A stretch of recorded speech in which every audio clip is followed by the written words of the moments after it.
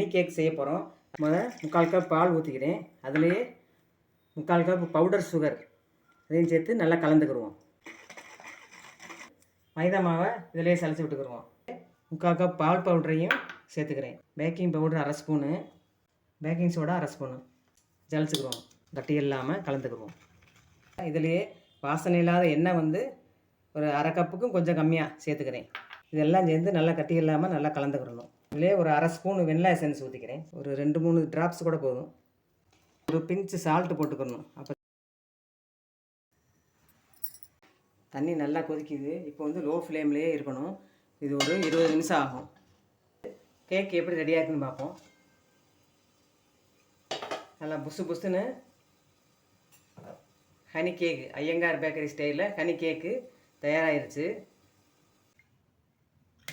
எல்லாமே நல்லா ஒட்டாமல் நல்லா வந்திருக்கு. ஹனி கேக் கிடைக்கணும்ல, அதுக்காக இந்த கப்புகளில் கொஞ்சம் கொஞ்சம் சுகர் சிரப்பு ஊற்றுறேன். கேக்கை வச்சா தான் அந்த சுகர் சிரப்பு அதில் நல்லா பட்டு கொஞ்சம் நல்லா மாய்ஸ்டர் ஆகும். நல்லா இப்போ மேலே கொஞ்சம் சுகர் சிரப்பு ஊற்றிக்கிடுவோம். இப்போ இந்த ஹனி கேக்கில் ஹனி நல்லா ஊறிடுச்சு. அந்த சைடில் கொஞ்சம் அதில் கொஞ்சம் தேங்காய் பூ போட்டால் அதில் ஒட்டிக்கிறோம். மிக்சடு ஃப்ரூட் ஜாமை வந்து லேசாக மெல்ட் பண்ணி அப்படியே தடவிக்கிறோம். இல்லையா,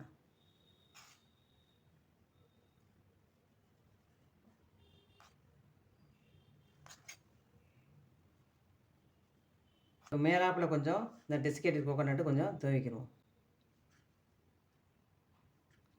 அதை நல்லா ஜூஸியாக டேஸ்டியாக ஹனி கேக்கு ரெடி ஆயிடுச்சு.